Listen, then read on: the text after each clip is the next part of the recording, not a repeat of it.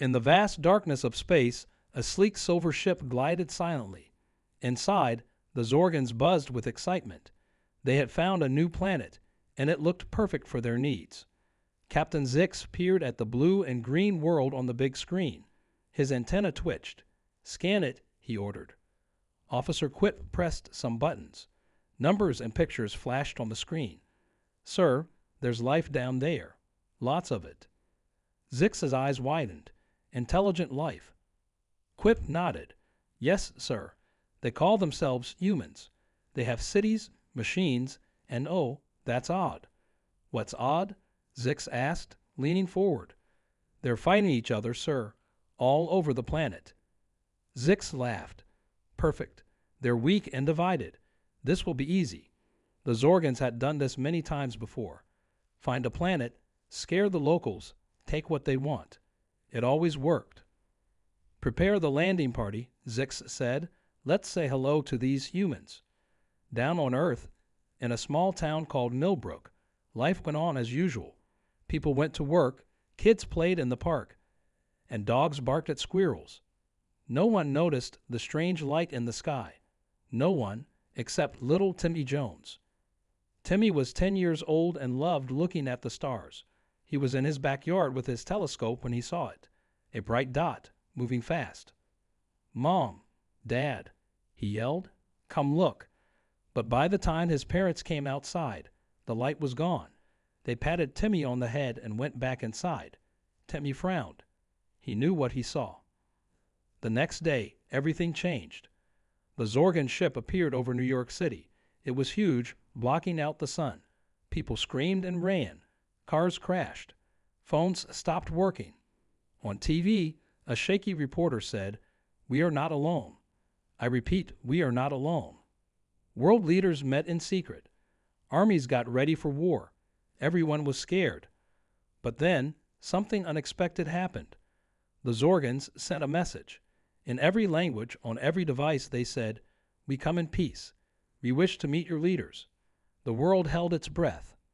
In Millbrook, Timmy watched the news with wide eyes. "I knew it," he whispered. The meeting place was set, a field outside Millbrook. Why Millbrook? No one knew. But soon, the small town was full of important people. The president arrived in a big black car. The army set up barriers. News crews pointed their cameras at the sky. And in the middle of it all was Timmy. He had snuck past the guards to get a better look. The Zorgan ship landed softly on the grass. A door opened with a hiss. Everyone gasped. Out stepped Captain Zix. He was tall, with green skin and 4 arms. Behind him came other Zorgans, all carrying strange devices. The president stepped forward. "Welcome to Earth," he said, his voice shaking a little. Zix looked at the humans. They seemed scared. Good, he thought. This will be easy. But then he saw Timmy. The boy wasn't running away. He was smiling and waving. Confused, Zix waved back with one of his 4 hands. Timmy laughed and clapped. "Cool," he shouted. Zix blinked. This wasn't how it usually went. Where was the screaming? The begging? Then Timmy did something that shocked everyone. He ran up to Zix and hugged him. The soldiers raised their guns. The president gasped. The other Zorgans stepped back. But Zix didn't know what to do. In all his years exploring space, no one had ever hugged him before. Slowly, carefully, he patted Timmy's head with one hand. "Hi," Timmy said, looking up. "I'm Timmy. Wanna see my telescope?" Zix looked at the boy, then at the scared but curious faces around him. He thought about his mission, about how easy he thought this would be. Maybe, he realized, there was more to these humans than he first thought. "Yes, Timmy," Zix said, his voice softer than before. "I would like that very much." And just like that, first contact changed from a potential disaster to the start of something new. Something neither humans nor Zorgans expected. It was the beginning of a beautiful friendship. A week had passed since the Zorgans landed in Millbrook.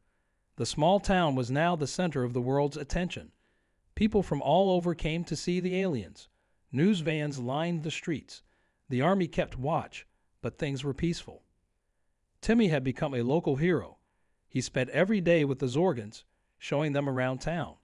Captain Zix was amazed by simple things like ice cream and bicycles.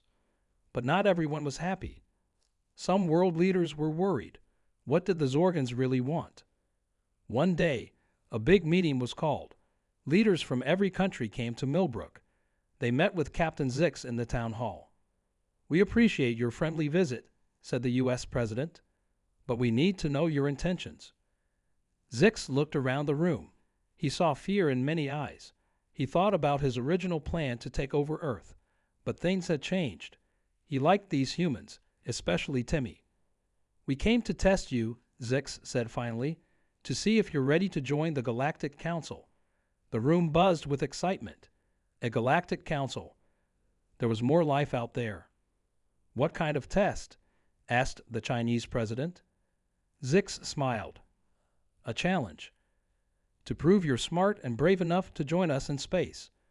The room went quiet. Everyone looked nervous. "We accept," said the U.S. president, standing tall. Zix nodded. "Good. You have 1 Earth week to build a spaceship that can reach your moon and come back." Gasps filled the room. 1 week? Impossible. "But that's not fair," shouted someone. "We've done that before."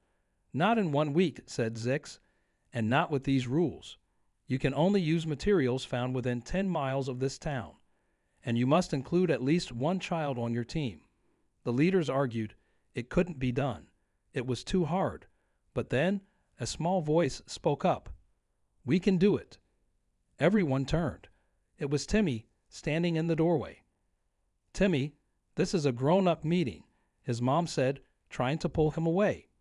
But Timmy stood firm. "Captain Zix is right. We need to prove ourselves, and I want to help." The room was silent. Then slowly, people began to nod. "The boy is right," said the Russian president. "We must try." And so the challenge began. Scientists and engineers from around the world came to Millbrook. They set up a workshop in the old barn outside town. Everyone helped. Farmers gave their tractors for parts. The junkyard became a treasure trove. Kids collected soda cans for aluminum. Timmy was put in charge of the idea team. He and his friends came up with crazy solutions that sometimes worked. Days passed. The spaceship slowly took shape. It wasn't pretty, but it was strong. But there were problems.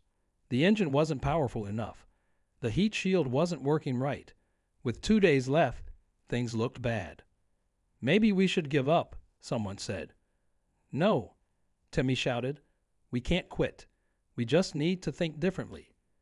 He ran to find Captain Zix. "Can we ask you questions about the challenge?" Zix nodded. "Of course.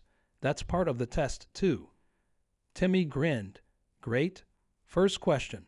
Does the whole ship have to be made of Earth stuff or just the main parts?" Zix thought for a moment. "Just the main parts." "Why?" Timmy's eyes sparkled. "I have an idea." He ran back to the team. "Guys, we can use some of the Zorgans' space tech for small things, like the computer and life support." The scientists looked at each other. Why hadn't they thought of that? With renewed energy, they got back to work. Zorgan tech made everything easier. The ship started to look like it might actually fly. On the last day, as the sun rose, the spaceship stood ready. It was a weird mix of tractor parts, soda cans, and alien technology. But it was finished. The whole town gathered to watch. Timmy stood with the crew, ready to board. Captain Zix stepped forward.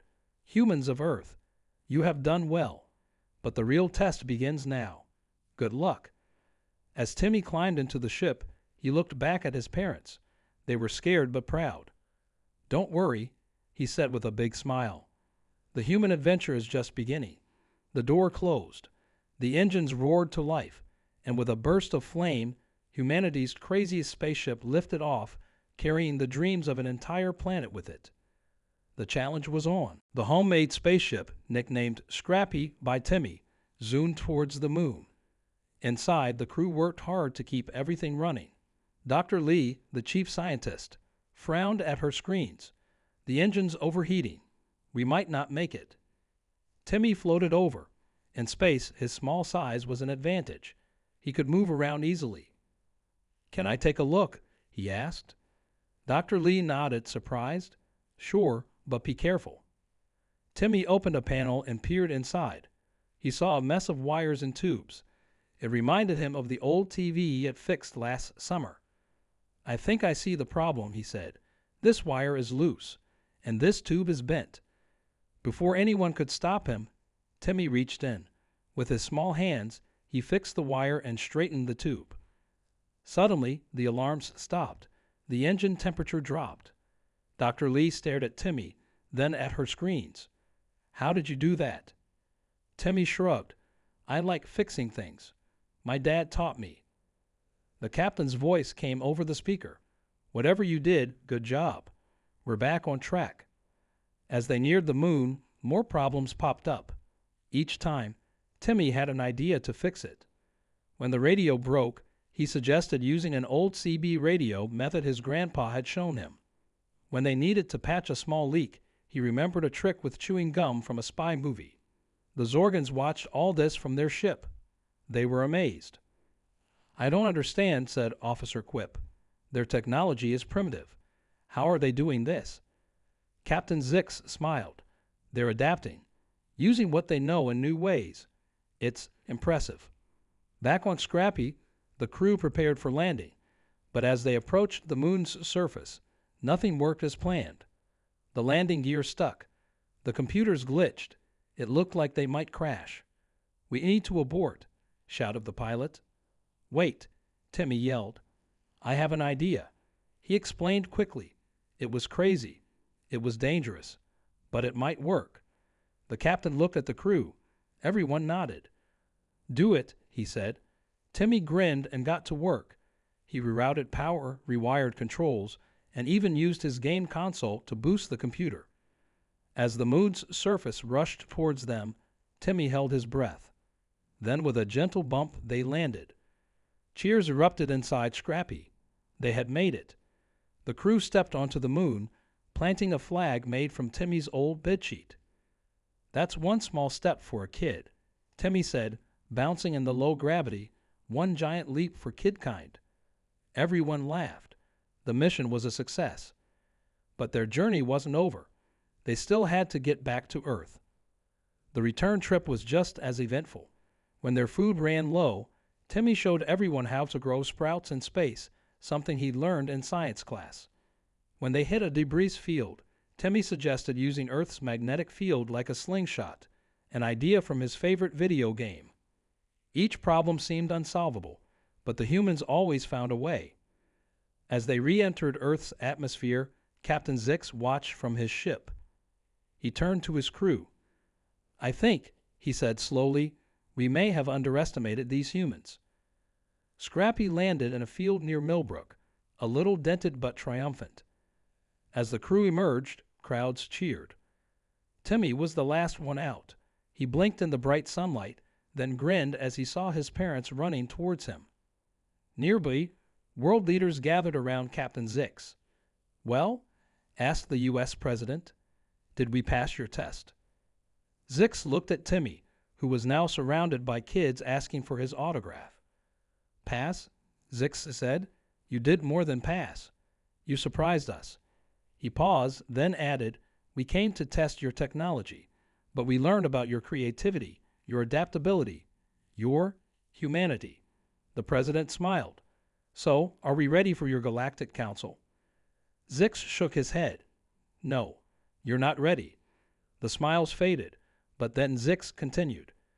"The question now is the Galactic Council ready for you?"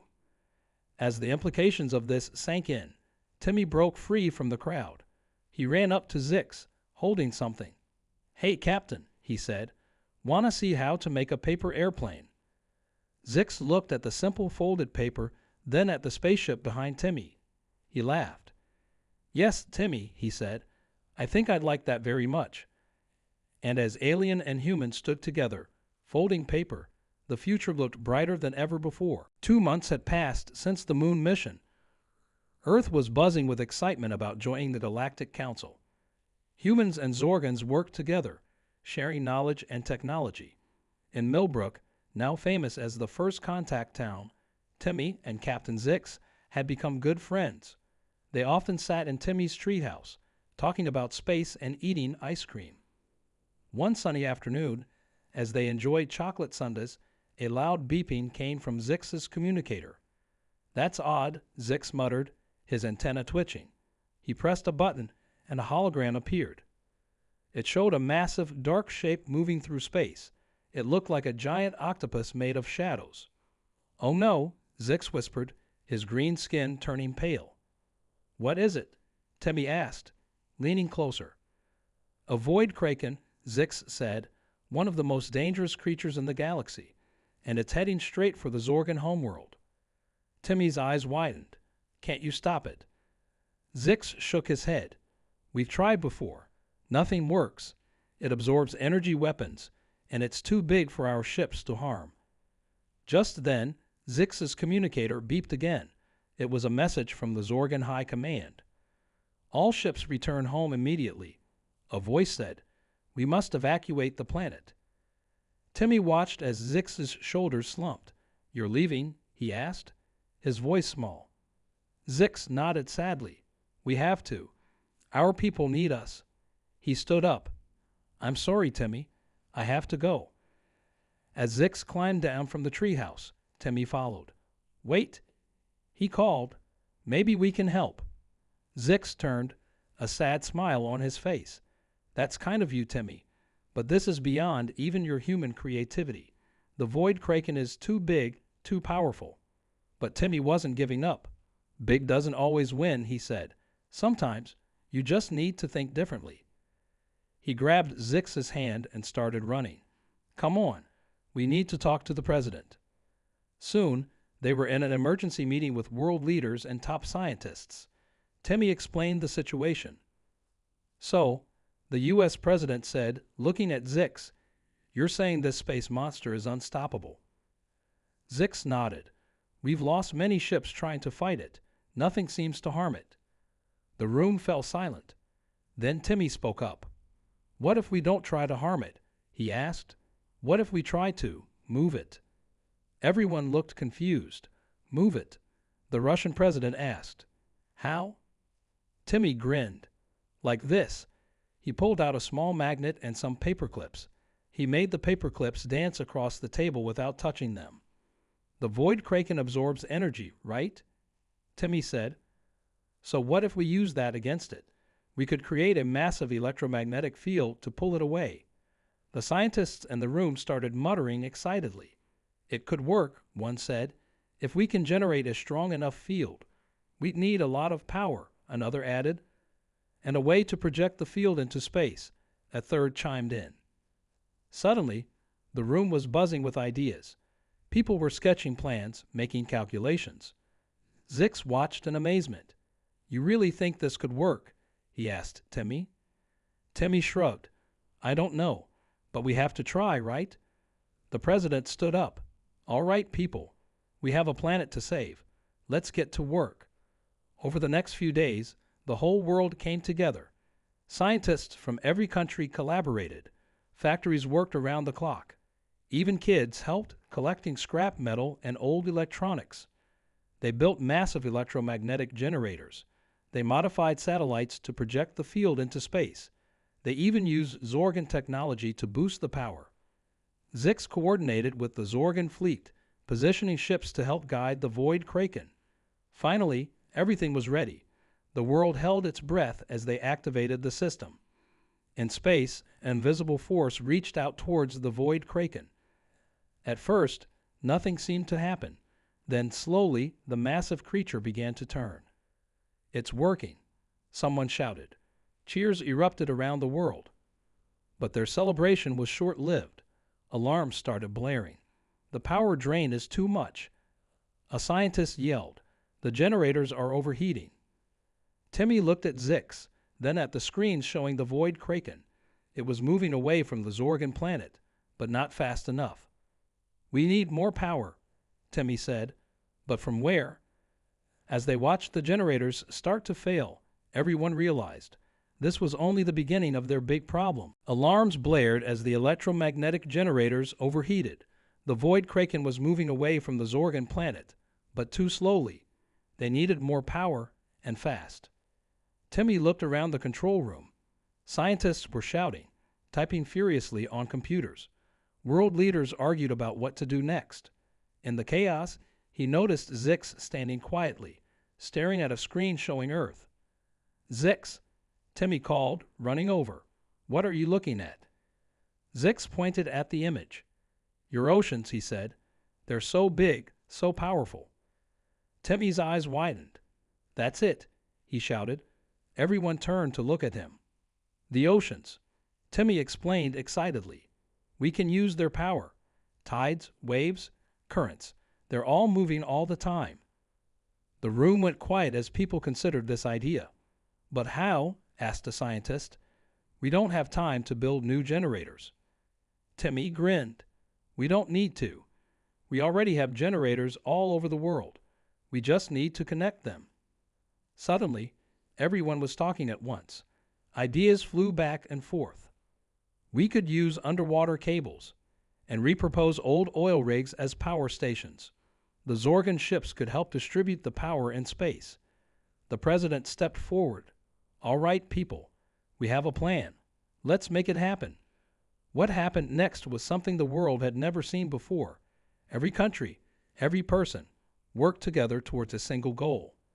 Submarines laid cables across ocean floors. Engineers turned wave farms into superpowered energy collectors. Kids organized beach cleanups to clear paths for new equipment. Zix coordinated with the Zorgan fleet. Their ships formed a giant chain in space, ready to relay the extra power to the electromagnetic field. As they worked, Timmy had another idea.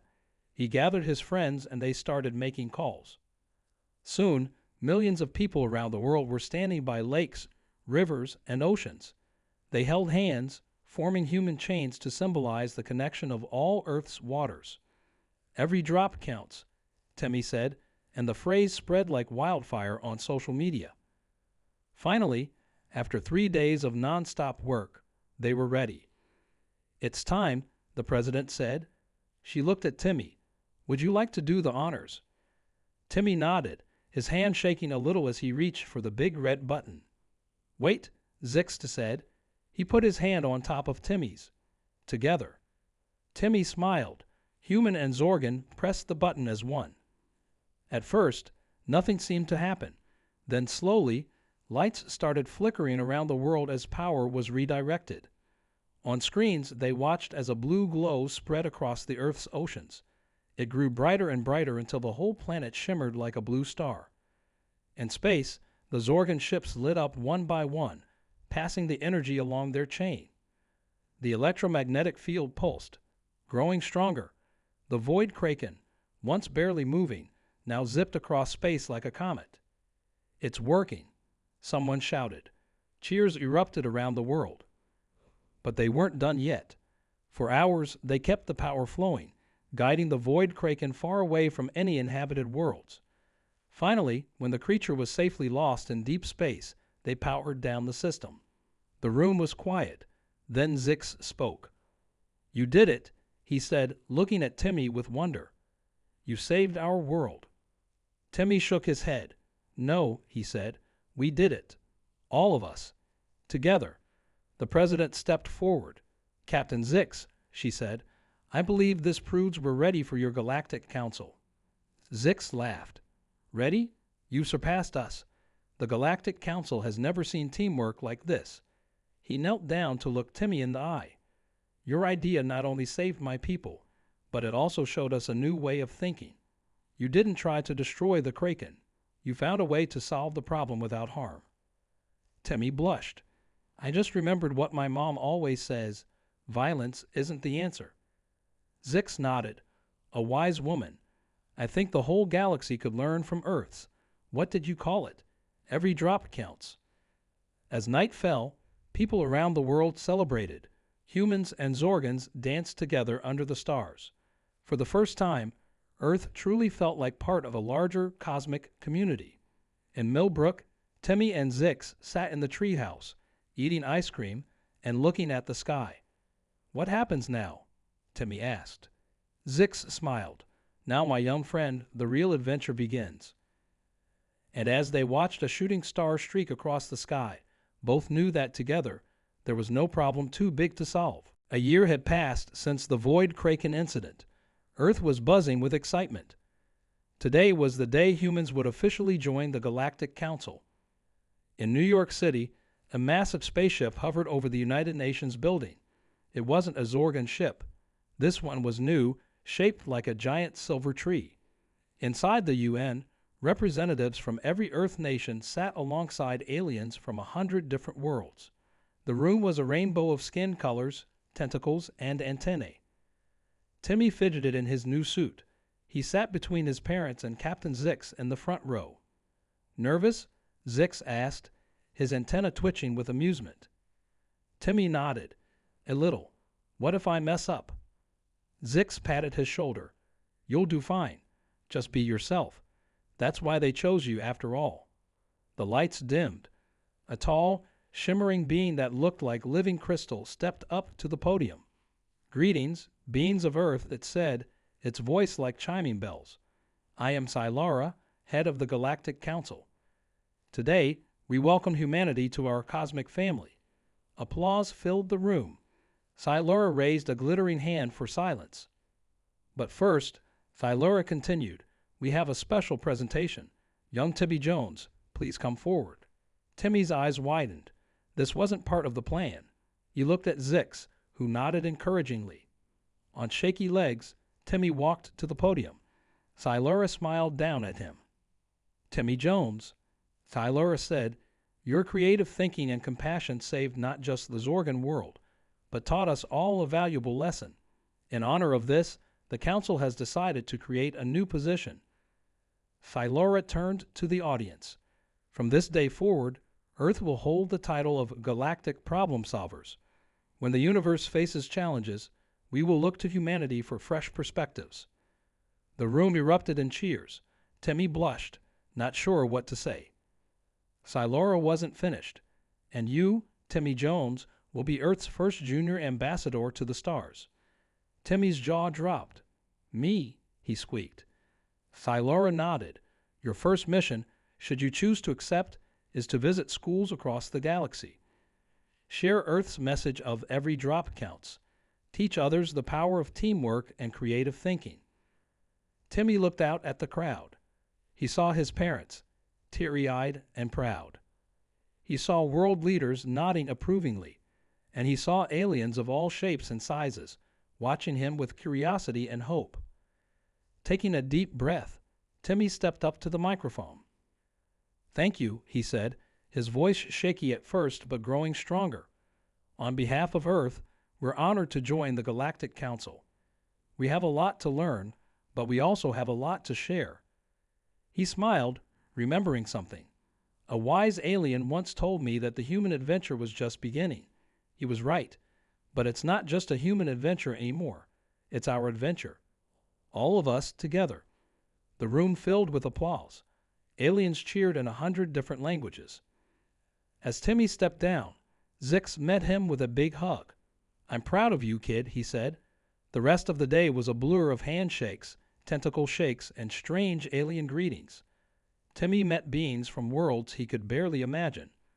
There was Blorp, a blob-like alien who could change colors with his moods, Zizix, an insectoid being who communicated through dance, and Timmy's favorite, Squiggles, a creature made of living light who could reshape herself into any form. As the sun set, Timmy found himself on the roof of the UN building with his new friends. They watched the stars come out, each pointing to their home worlds. "So," Blorp bubbled, turning a curious shade of purple, "what's our first adventure, Ambassador Timmy?" Timmy grinned. "Well, there's this game on Earth called soccer. I think with a few modifications, it could be the greatest galactic sport ever." And as the group of new friends began excitedly planning an interstellar soccer league, Timmy knew that this was just the beginning. The universe was vast and full of wonders. There would be challenges, sure, but with friends like these, with the combined creativity of 100 worlds, There was no problem they couldn't solve. As a shooting star streaked across the sky, Timmy made a wish, not for himself, but for all the new friendships that were just beginning, for a future where every being in the galaxy knew that they counted, that they were part of something greater. The human adventure had become a galactic one, and it was going to be amazing.